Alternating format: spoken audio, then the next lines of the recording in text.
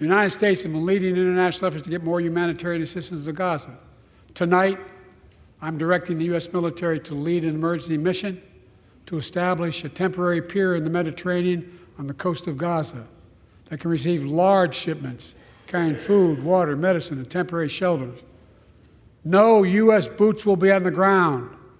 A temporary pier will enable a massive increase in the amount of humanitarian assistance getting into Gaza every day. You know, as we manage challenges at home, we're also managing crises abroad, including in the Middle East. I know the last 5 months have been gut-wrenching for so many people, for the Israeli people, for the Palestinian people, and so many here in America. This crisis began on October 7th with a massacre by a terrorist group called Hamas, as you all know. 1,200 innocent people, women and girls, men and boys, slaughtered after enduring sexual violence.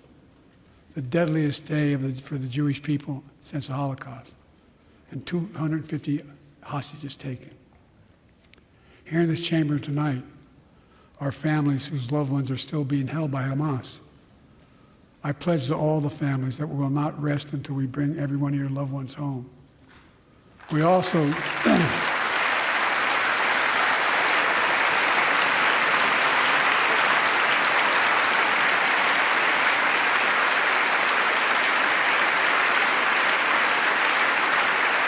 we will also work around the clock to bring home Evan and Paul, Americans being unjustly detained by the Russians and others around the world. Israel has the right to go after Hamas. Hamas ended this conflict by releasing hostages, laying down arms, could end it by releasing the hostages, laying down arms, and surrendering those responsible for October 7th.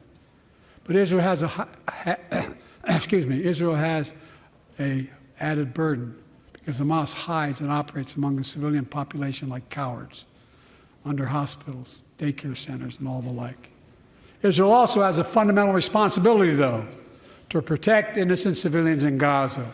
Overseas, Putin of Russia is on the march, invading Ukraine and sowing chaos throughout Europe and beyond.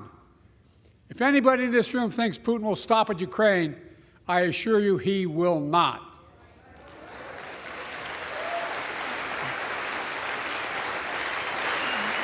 But Ukraine can stop Putin. Ukraine can stop Putin if we stand with Ukraine and provide the weapons that it needs to defend itself.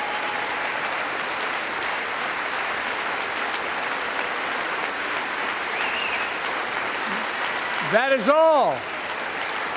That is all Ukraine is asking. They're not asking for American soldiers. In fact, there are no American soldiers at war in Ukraine, and I'm determined to keep it that way. Now my predecessor, a former Republican president, tells Putin, quote, "Do whatever the hell you want." That's a quote.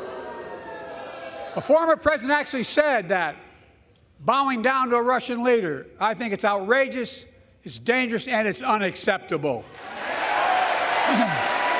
When reproductive freedom was on the ballot, we won in 2022 and 2020, and we'll win again in 2024.